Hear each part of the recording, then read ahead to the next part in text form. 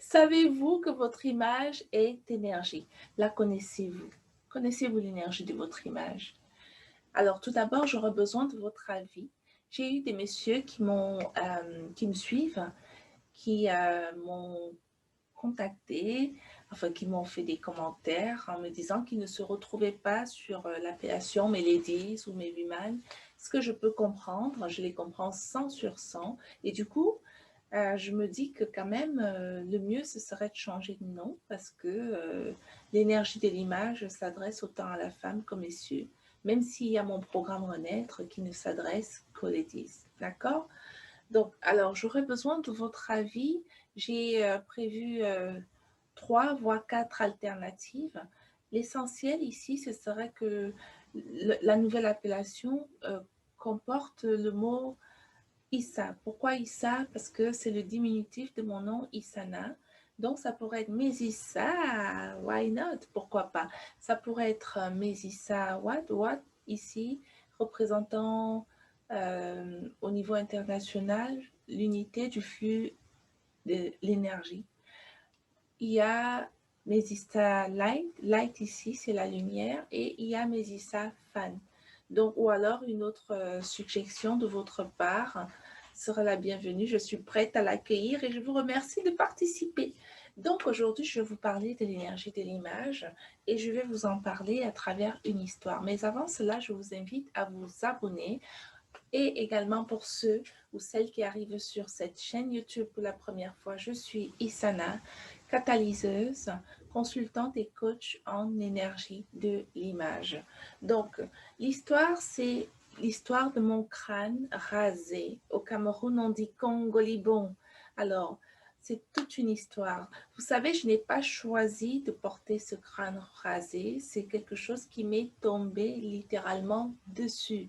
Alors, j'ai un de mes mentors qui me disait la semaine dernière, il faut que tu embrasses tes chaos parce que ce sont tes forces et il a raison.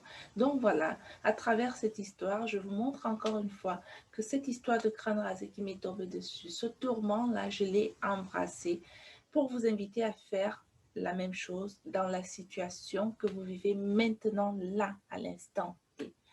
Donc, c'est à l'époque où je vivais en France, en 2016, qu'avec mes enfants, nous avons vécu une situation des plus terrifiantes et encore une.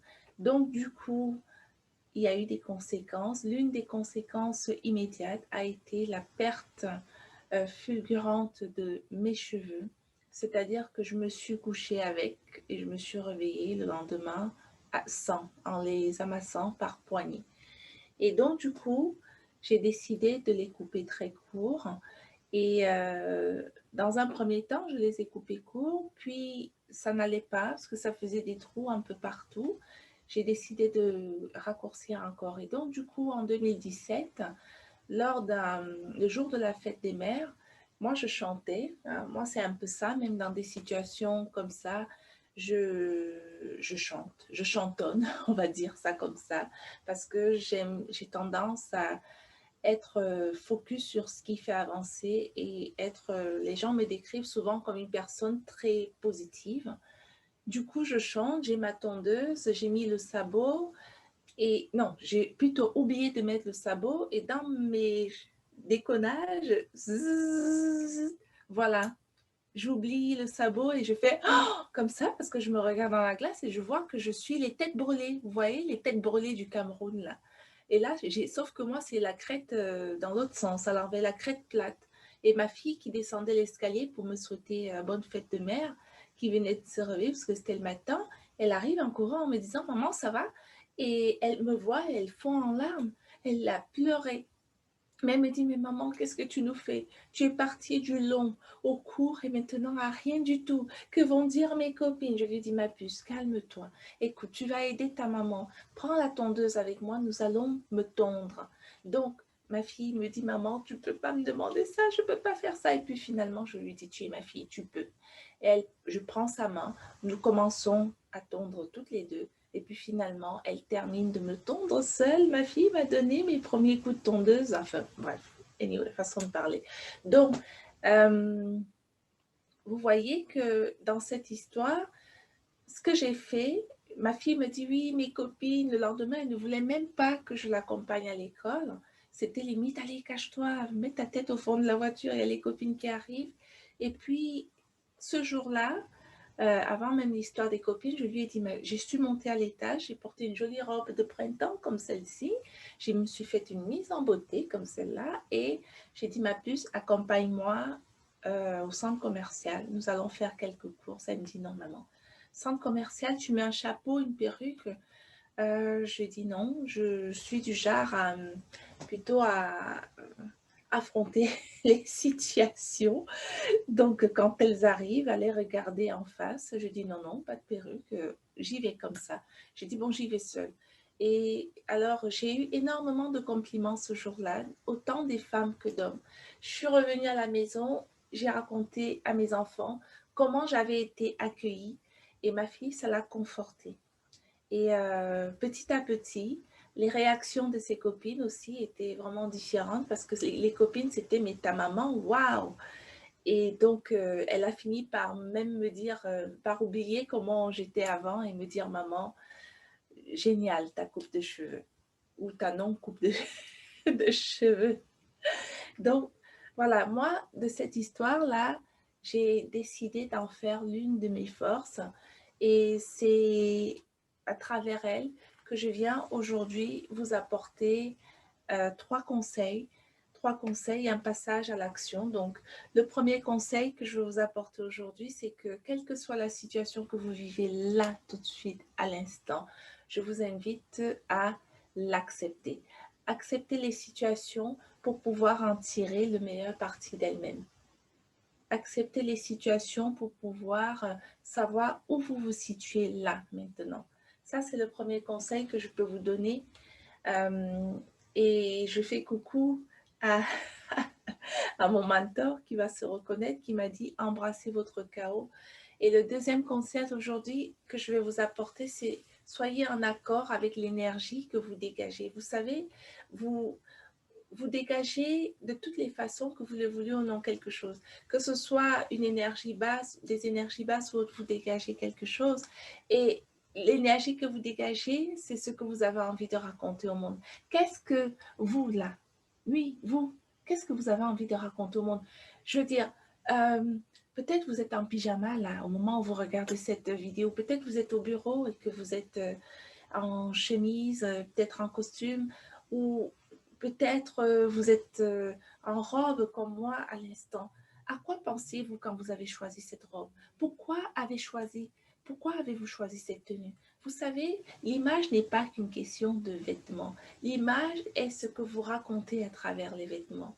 Donc, franchement, pensez à l'énergie que vous dégagez et pensez bien à qu'est-ce que vous avez envie de raconter là, à l'univers.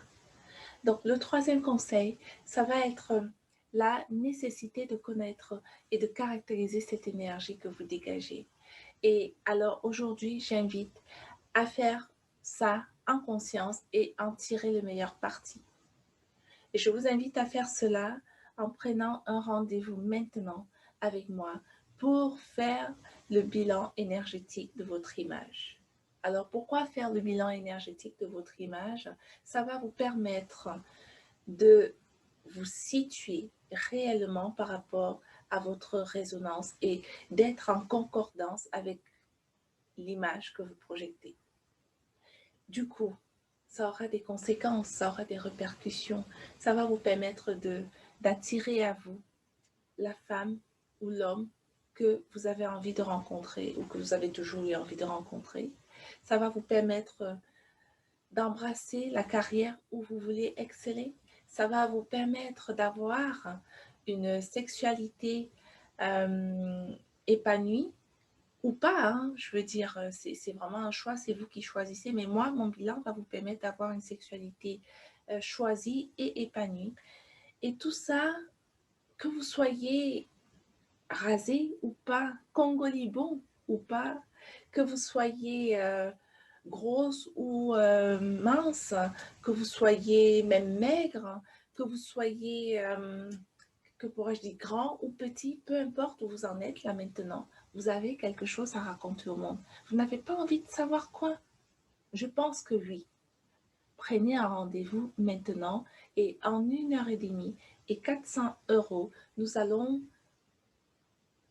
ensemble aller rencontrer cette femme ou cet homme qui est votre vrai vous et pouvoir exprimer votre vraie nature au monde, votre vraie valeur. Vous n'avez pas envie de connaître votre vraie valeur.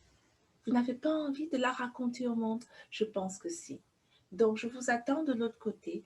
Là, sous la vidéo, vous avez le lien pour pouvoir prendre votre rendez-vous. Vous avez le lien de paiement aussi en suivant juste les consignes. C'est un paiement sécurisé à travers ma banque, qui est une banque internationale. Donc, tout est OK, tout est parfait. D'accord? All of me, je vous attends de l'autre côté. À très bientôt.